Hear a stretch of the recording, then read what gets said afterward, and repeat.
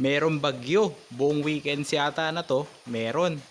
Hindi pa tayo nakakapagwalis, hindi tayo nakakumpay kahapon, at gutom na ang ating mga alaga. So ano nga bang pwede kong gawin? Nagkasabay-sabay yata at mukhang walang balak tumila pa. Itong bagyo na ito. Kaya anong gagawin natin? So dito sa video ito, step by step nating ipakita kung paano yung response na gagawin natin bilang isang goat racer. Okay, samahan nyo ako sa video ito at sana kahit papaano meron akong maitulong sa inyo sa pagkakambing nyo. Okay, so tara. Sa itsura pa lang ng paligid, nako hindi gagana to. Yung pakainan nila ngayon, di natin yan magagamit. Tingnan nyo po ito. May isang araw pa yan, di nila naubos dahil nga tuloy-tuloy ang ulan. At dahil nga hindi natin magagamit to, iba ang paraan na gagawin natin. Alam mo kasi bilang magkakambing, dapat lagi kang handa sa sa mga ganito o yung worst case scenario. Lagi yan nasa isip mo para hindi ka mabigla. So lagi mong tatanungin sa sarili mo, paano kung ganito? Paano kung hindi ako makapagpakain ngayong araw na to sa lugar na to? Saan ko sila papakainin?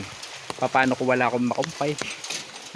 Kung hindi ako nakapangumpay kahapon, paano ko sila kakain ngayon? So yan, sagutin natin yan. Kaya dahil maaga pa naman at hindi pa naman nila kailangan agad-agad na kumain ng ating kinumpay, may time pa tayo para makakuha. So ang gagawin muna natin, bibigyan natin sila ng feeds maya-mayang konti, mga 2 hours kasi masyado pa rin maaga ngayon. Tapos lilinisin ko to. Yan, yung kanilang pakainan na nandun sa loob ng kanilang main goat house. Yan, kasi dapat talaga ito ay sa tag-ulan ko pa gagamitin, kaya nga lang ngayon tag-ulan na, bagyo na yan. Kaya magagamit na natin yung plano na to. Yan, so una muna lilinisin ko yan. Pagkalinis niyan, tsaka natin lalagyan ng mga pagkain nila.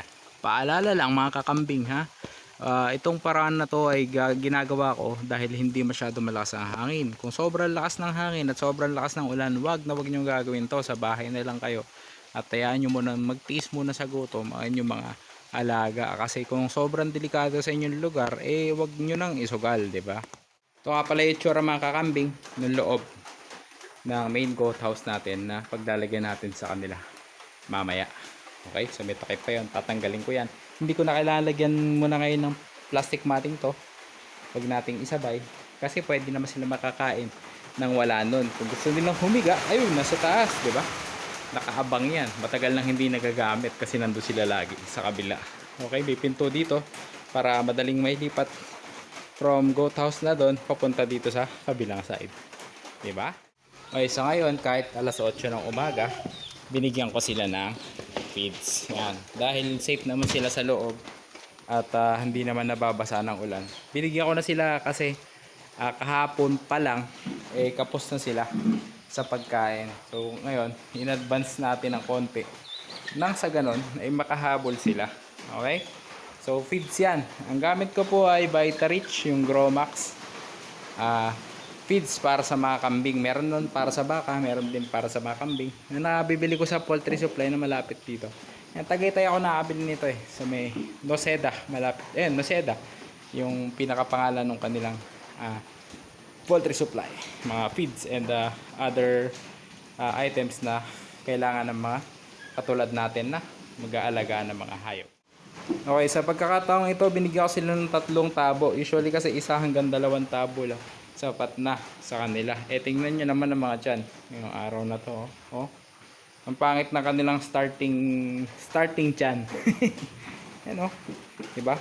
Nakalubog talaga, yung sabihin talagang kapos sila sa mga nakaraang araw. So ang goal natin ngayong araw na to talagang palubuin sila. Hindi naman bloat ha, wag naman bloat. Basta yung busugin sila.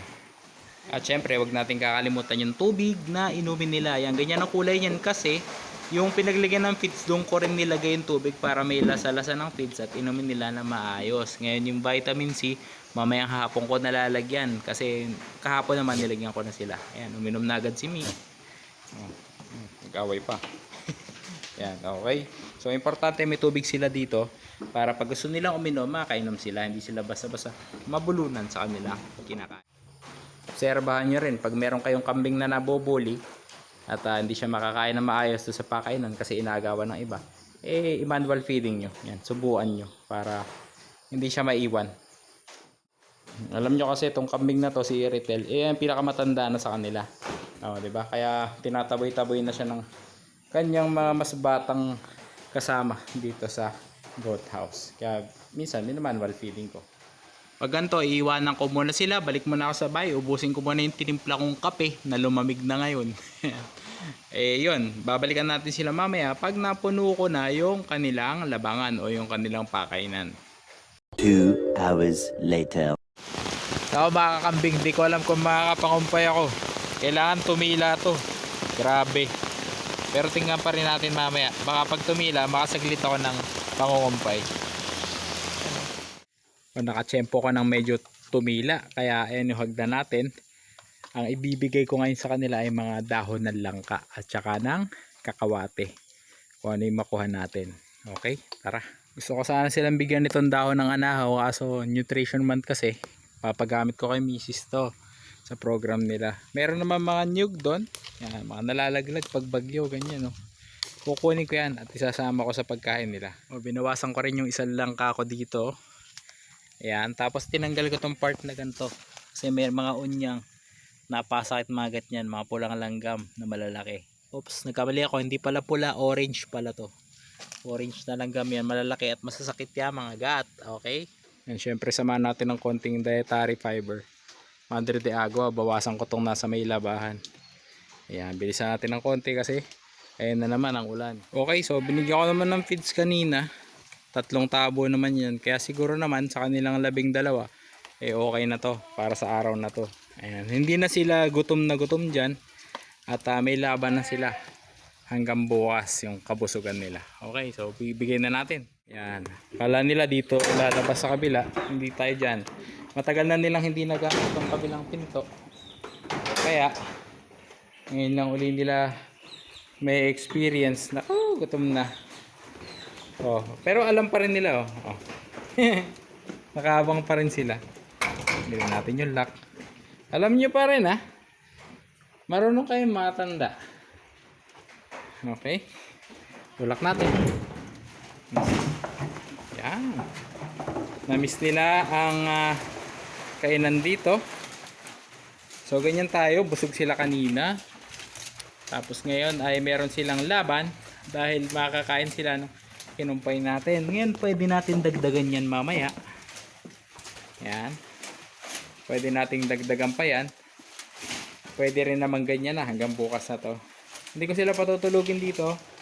Kasi masemento. Okay pa naman yung kaya pa ng linis. Pwede ako bukas magwalis dyan.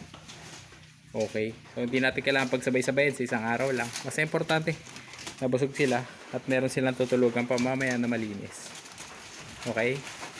Yan. Ganun ako magpakain dito.